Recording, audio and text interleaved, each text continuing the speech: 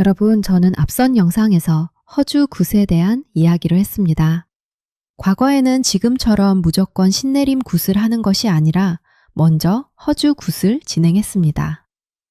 허주 씨는 퇴송하고 참신령님만 모시는 과정을 매우 중요하게 생각했습니다. 그래서 저는 오랜 세월 구청을 드나들며 수많은 허주 굿과 신내림 굿을 참관했습니다. 그런데 오늘 들려드릴 이야기는 조금 특별합니다. 제가 지금까지 본 허주굿 가운데 가장 인상 깊었던 이야기입니다. 왜냐하면 저는 그날 단순히 허주굿을 본 것이 아니었기 때문입니다. 결과적으로 그날 저는 이 시대 최고의 박수무당이 탄생하는 과정을 직접 목격하게 되었습니다. 이 이야기는 지금으로부터 약 30년 전 이야기입니다. 시기는 추석을 일주일 정도 앞둔 때로 기억합니다. 어느 날 영동 조선생님에게 전화가 왔습니다. 3일 뒤에 허주굿을 하는데 참관할 수 있으면 오세요. 사실 저는 오래전부터 조선생님께 부탁을 드려놓은 상태였습니다. 조선생님의 허주굿과 신내림굿을 꼭 한번 보고 싶었기 때문입니다. 조선생님은 서울에서 활동하셨지만 굿 방식은 전라북도 전통 방식을 따르고 있었습니다. 저는 전라도식 허주굿이 어떻게 진행되는지 직접 배우고 싶었습니다. 그래서 기회가 되면 꼭 참관하고 싶다고 여러 번 부탁을 드렸던 상태였습니다. 저는 곧바로 참석하겠다고 말씀드렸습니다.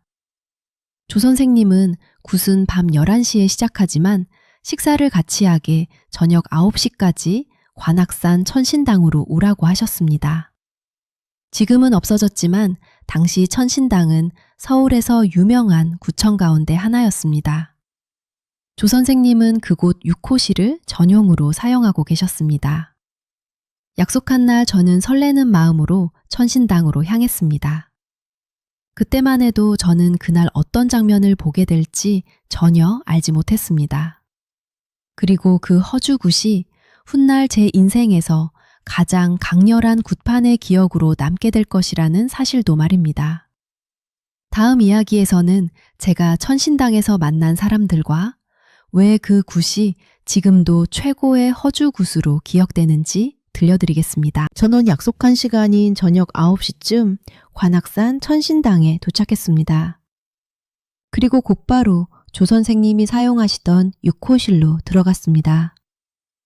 방 안에는 평소 쉽게 보기 어려운 한양굿 무녀 2분과 한양굿 악사분들이 와 계셨습니다. 또 조 선생님과 늘 함께 굿을 하시던 무당들과 악사들도 자리를 하고 있었습니다. 그런데 그날 가장 눈에 띄는 분이 계셨습니다. 당시 서울에서 최고의 법사로 이름이 높았던 최광식 법사님도 함께 와 계셨던 것입니다. 저는 간단히 인사를 드리고 함께 식사를 시작했습니다. 식사를 하면서 선생님들의 이야기를 듣게 되었는데 그날 굿은 상당히 특별한 방식으로 진행될 예정이었습니다. 최광식 법사님이 굿을 주관하고 서울의 무녀들이 보조를 맡고 마지막 과정은 조 선생님이 진행하기로 이야기가 오가고 있었습니다. 지금 생각해도 쉽게 보기 어려운 조합이었습니다. 식사를 마친 뒤 조 선생님은 저와 그날 허주굿을 받을 사람을 옆방으로 불렀습니다.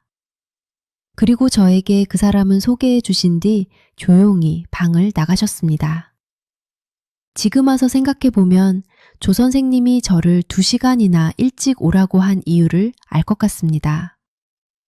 굿이 시작되기 전에 제가 그 사람과 충분히 이야기를 나눌 시간을 배려해 주신 것입니다.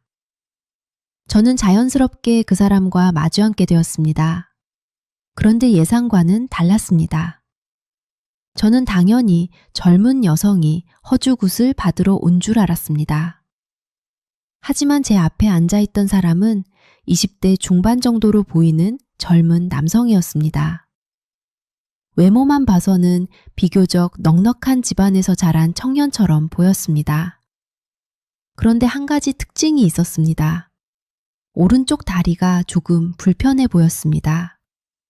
심하지는 않았지만 걸을 때 약간 다리를 저는 모습이 보였습니다. 저는 그 청년과 약 1시간 정도 이야기를 나누게 되었습니다. 그리고 가장 먼저 물어보았습니다. 어떤 이유로 허주굿을 하게 되셨습니까? 그러자 그 청년은 잠시 생각하더니 자신의 이야기를 꺼내기 시작했습니다. 그런데 그가 들려준 이야기는 제가 예상했던 신병 이야기와는 전혀 다른 내용이었습니다. 그리고 그 이야기를 듣는 순간 저는 왜 조 선생님이 이 굿을 특별하게 생각하셨는지 조금씩 이해하기 시작했습니다.